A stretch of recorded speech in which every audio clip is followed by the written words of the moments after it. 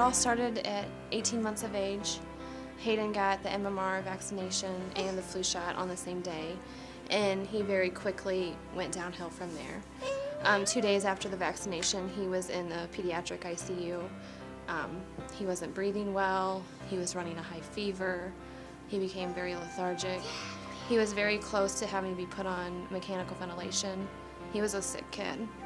And we spent about a week at that hospital, and he got better and we came home, and he just wasn't right after that. 2 days after, when we were hospitalized, that was the last time we talked for 2.5 years.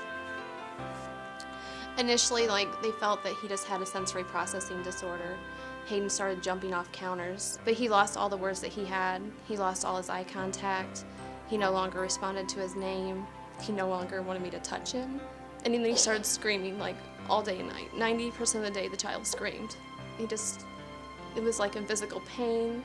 They thought he was having seizures. We didn't know what was going on. Nobody seemed to know. And then at 2.5, when he was diagnosed, it was autism. He had all the classic signs. So his physician told me that he will probably never speak. He will never have friends. She asked if I wanted to medicate him, and told that he would probably need to be put in an institution when he got older because he'd be too hard to care for. And that was it. I actually had been reading about the gluten and casein-free diet, and my son had all the symptoms of needing that diet. He had constipation. He would act drunk. He would screech and shake his head and flap his arms and just really, really hyper. So we started that, and his behavior improved. He started to sleep a little bit more, and the screaming went down a little bit with that. And that was the biggest help. That's what brought his first word back, which was mom, which was also his first word when he was a baby, so that was pretty exciting.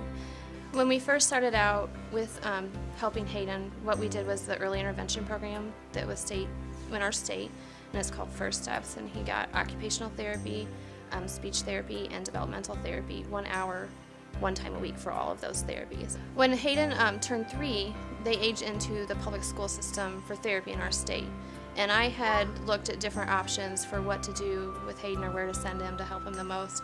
Visited 13 different schools, and nothing felt like a good fit for us. I wanted my son loved and respected and cared for. I didn't want him just to be manhandled and trained.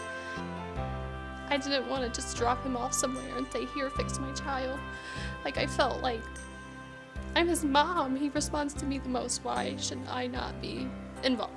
The grant from the Oxford Foundation has made it possible for us to come and do the hard chamber hyperbaric treatments for him.